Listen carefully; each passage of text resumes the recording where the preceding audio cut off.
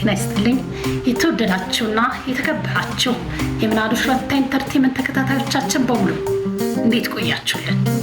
ይህ በየሳምንቱ ወደ እናንተ ይዘን የምንቀርበው የትረካ ሰዓታችን የትረካ ሰዓት ቻናላችንን በቅንነት ሰብስክራይብ፣ ሼር፣ ላይክ እያደረጋችሁ ቤተሰብ እንድትሆኑ ታሪኮቻችን ደግሞ ለሌሎች እንድታጋሩ በትህትናና በፍቅር እየጠየቅኩኝ ከወዲሁ ስለ አብሮነታችሁ ከልብ አመሰግናለሁ።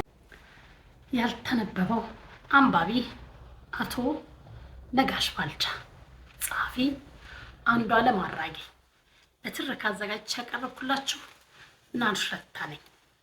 ያልተነበበው አንባቢ ክፍል 60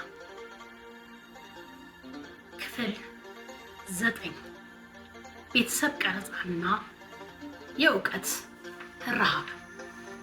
ምዕራፍ 1 ቆቡን እንዳታውቁት። አቶ ነጋሽ 3 ሴት ልጆቻቸው ሰላም ነጋሽ፣ አስቴር ነጋሽ እና ኤልሳ ነጋሽ በተመረቁበት ወቅት አሜሪካ ከባለቤታቸው ከወይዘሮ ፋንቱ ባሪ ጋር አቶ ነጋሽ ባልቻ ከአንድ አባትና እናት ከተወለዱ 13 ልጆች መካከል ለቤተሰቡ 13ኛው ወይም መጨለጫው ቢሆንም የቤተሰቡ የኢኮኖሚ አቅም ደካማ በመሆኑ ወደ ትምህርት ቤት በመሄጃ ጊዜው ባልጠኑ ባዶ እግሮቹ በመርካቶ ጉራንጉሮች ውስጥ ስራ ፍለጋ ተንከራቷል። በሌሎች የመጽሐፍ ክፍሎች ደጋግመን እንዳየነው ከልጅነቱ ጀምሮ የብሩህ አእምሮ ባለቤት መሆኑ በውል የሚታይ ቢሆንም የትምህርት ረሃቡን ለመክላት ወደ ትምህርት ቤት የሚልከው ቤተሰብ አላገኘም። ሀገር ቤትም አዲስ አበባ የነበሩ ጓደኞቹ ከአብነት ትምህርት ቤት ወጥተው አስኳላ ትምህርት ቤት ሲገቡ ነጋሽ የጓደኞቹን ዕድል ያገኝ ዘንድ አብዝቶ አባቱን ቢወተውተው እኔን ለማን ጥለኸኝ ነው የምትሄደው በማለት ሆዱን በሐዘን ስሜት አንቦጫውጨው የምርቃት ዶፍ በማውረድ የትምህርት ሐሳቡን ያዘናጉታል። እስከ 1978 ዓ.ም መጥቢያ ድረስ በሕይወት የቆዩት የአቶ ነጋሽ እናት ወይዘሮ አታቱ ወልደየስ ምንም እንኳን ምርቃታቸው ፍሬ አፍርቶ ልጃቸው በስኬት ላይ ስኬት ሲደርብ ልጆቹ ወልዶ እንደ ዋርካ ሲሰፋ በዓይናቸው ፊት የድህነት ትቢያን አራግፎ የባለጠግነትን ዘውድ ሲጭን ቢያዩትም ሁልጊዜም በልጅነቱ ያየውን መከራ እያዩ በሐዘን ይቆራመዱ ነበር። አለመማሩና ስራ ያለ ዕድሜው በመስራቱ ሳይሆን በልጅነቱ አንጀቱ ምግብ አጥቶ መታጠፉ ሁልጊዜ ያዝኑ ነበር። ከአያቷ ጋር ያደረገው የአቶ ነጋሽ የበኩር ልጅ ወይዘሮ ሰናይት ነጋሽ አያቷ ወይዘሮ አታቱ ወልደየስ ልጄ ከታች ጀምሮ ስራ ሳይንቅ የውሻ ሳህን እየተሸከመ ነው በጥንካሬው ሰርቶ ሲሆነው በልጅነት አቅሙ ምግብ እያጣ ሳይበላ የተንገላታው እያሰበች በጣም ታዝናለች ስትል አጫውታኛለች። ከአቶ ነጋሽ አንደበት እንደሰማሁት እናቱ 50 ሳንቲም በሚሰጡት ጊዜ 25 ሳንቲም እየቆጠበ ለማጠራቀም ይሞክር እንደነበር ያስታውሳል። በአሜሪካ የሚኖሩ አቶ ጌታውን የተባሉ የነጋሽ ልጅነት ጓደኛ እንዳሉት እንደ ልጆች በጣም የምንጨዋወታቸው ነገሮች ነበሩ። ወደ ቁም ነገር ስንመጣ ግን በመናገር የማልሳሳተው ነገር በጣም ታታሪ ሰራተኛ እንደነበረ ነው። ስራ በጣም ይወዳል።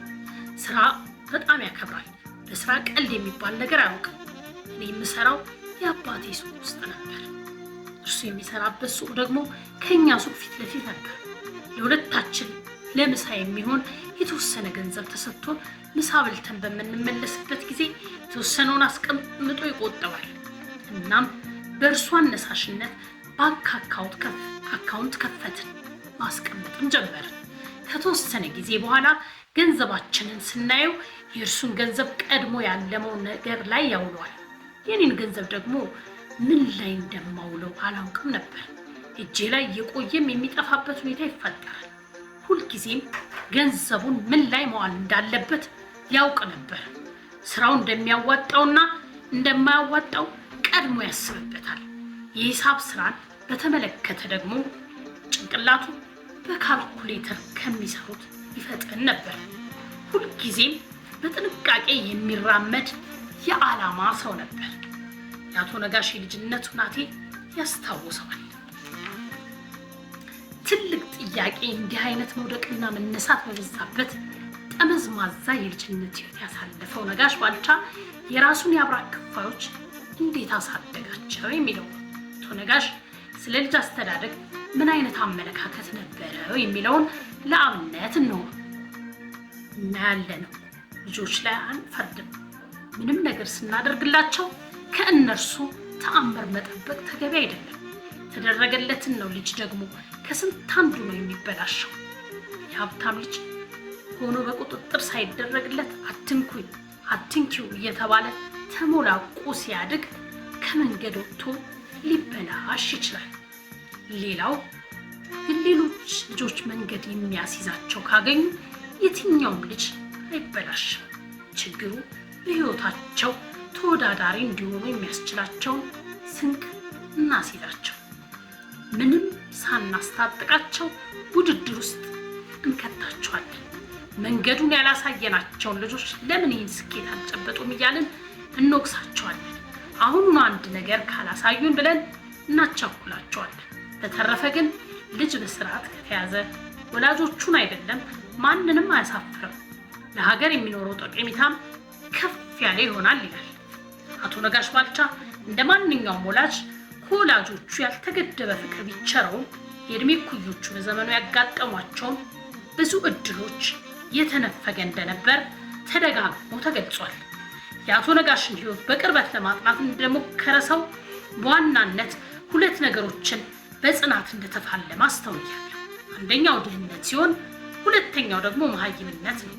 እነዚህ ሁለቱ ነገሮች ከልጅነት እስከ ሕልፈተ ሕይወቱ ድረስ ታግሎም ራሱን የሚደነቅበት አንባቢ አድርጎ በመፍጠር በተለያዩ ሙያዎች ላይ ከተሰለፉ ምሁራን እኩል ምናልባትም ከአንዳንዶቹም በላቀ ደረጃ ራሱን አስተምሯል።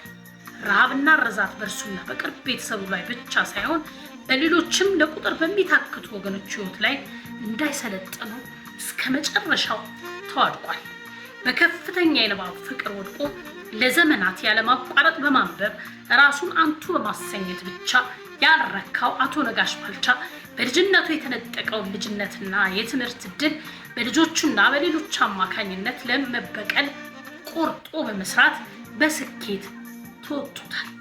ከፍ ብለን እንዳየነው በማንኛውም ልጅ ላይ ወላጅ አስቀድሞ መስራት ያለበት ከሰራ ለውጤት የማይበቃበት ሁኔታ የለም ብሎ የሚያምን አቶ ነጋሽ ባልቻ ልጆቹ ላይ ትልቅ ስራ በመስራት ለውጤት አብቅቷል። አቶ ነጋሽ በእናቱ በወይዘሮ አታቶ ወልደየስ የግድ ባይነት በልጅነት ለዛውም ከኢኮኖሚ አንጻር ደግሞ ገና በእግሩ ሳይቆም ወደ 3 ጉልቻ ቢገፈተርም ከውጤት አንጻር ወደ ኋላ ተመልሶ ሲያየው ደስተኛ ስለመሆኑ አጫውቶኛል።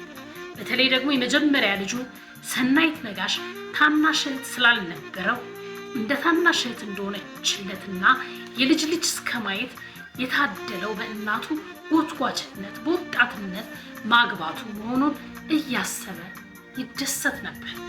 አንድ ብቻዬን ነው ከሀገር የወጣሁት።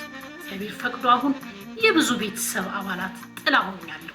ሌላው ልጆቼን ማስተማሬና የልጆቼን ስኬት ማየቴ ብቻ ሳይሆን የልጅ ልጆቼን በዲግሪ ተመርቀው በኑሯቸው ሁሉ ተሳክቶላቸው በሕይወት ቆሜ ማየቴ ትልቅ ደስታን የፈጠረልኝ።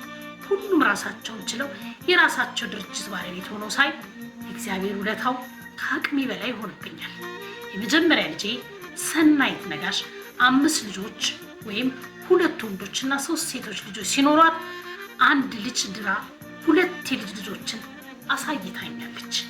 5ቱም ወላጆቻቸውን የማያስቸግሩና በራሳቸው የቆሙ ናቸው ሲል ከፍ ባለ የአመስጋኝነት ስሜት ውስጥ ሆኖ አጫውቶናል። ወይዘሮ ሰናይት ነጋሽ አባቷ በትምህርት ላይ ያለውን ጽኑነት አስመልክታ እንዲህ ብላኛለች። አባታችን ከማይደራደርባቸው ነገሮች አንዱ የትምህርት ጉዳይ ነው። ለትምህርት የሚቆጥበው ነገር አልነበረውም። ዓላማው ሁላችንም በትምህርት ጥሩ ደረጃ ደርሰን ማየት ነው። ከትምህርት በተጓዳኝ የሥራ ስነ ምግባር እንዲኖረን ይፈልጋል። ዝም ብሎ ግን ውጤት የሚጠብቅ አባት አይደለም። መጀመሪያ ከእርሱ የሚጠበቀውን በጥንቃቄ ያደርጋል። ከየት እንደተማረው ባላውቅም የሚያደርጋቸው ነገሮች ለየት ያሉና ያልተለመዱ ነበሩ። ለምሳሌ ገና ከሕፃንነት ዕድሜያችን ጀምሮ አስጠኝ ቀጥሮ ማስተማሩ ወይም ጥሩ ትምህርት ቤት ከፍሎ ማስተማሩ ብዙዎች የሚያደርጉት ስለሆነ ላያስደንቅ ይችላል። ነገር ግን ስፖርት ለአእምሮ አካላዊና ሁለንተናዊ ጤንነትን እድገት ያለውን ጠቀሜታ በመረዳት ለቤተሰቡ በሙሉ የስፖርት አስተማሪ ቀጥሮ እዛው ግቢ ውስጥ ስፖርት ማሰራቱ በጣም ይደንቀኛል። አሁን ጂምናዚየሞች በርከት እያሉ ስለመጡ ላይደንቅ ይችላል። ከ30 እና 40 ዓመታት በፊት የስፖርትን ጠቀሜታ ተረድተህ የስፖርት አስተማሪ ቀጥረህ በራስህ ግቢ ውስጥ ስታደርገው ግን በጣም ይደንቃል። ምናልባት አንባቢነቱ ለእንዲህ አይነት ነገሮች ቅርበት እንዲኖሩ ይረዳ ይመስለኛል። ብዙ ነገሩ ይለያል። ከቤት አሰራር አንጻር ብትወስደው ብር ስላለው ብቻ ዝም ብሎ ለመስራት የተለመደ አይነት ነገር አያደርግም። ፈጠራ የታከለበት ወደፊት የሚያይ ነገር መስራትን ያስደስተዋል ትለናለች ይለናል ጸሐፊያችንም አንዷለም አራጌ።